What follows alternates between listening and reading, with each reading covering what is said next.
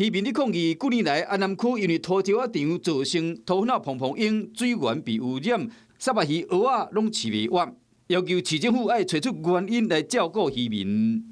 从有掩埋场来，到粉落落切落，阮就一直一张一张，村头50尾，村头30尾，村头10几尾啦。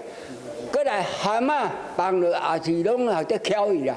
面对渔业抗议，市长黄伟哲表示讲会好好去处理。渔民的损失也是事实了，我们会认真去来帮忙他们。渔民望市政府爱赶紧想办法，若无食因的损失会愈来愈大。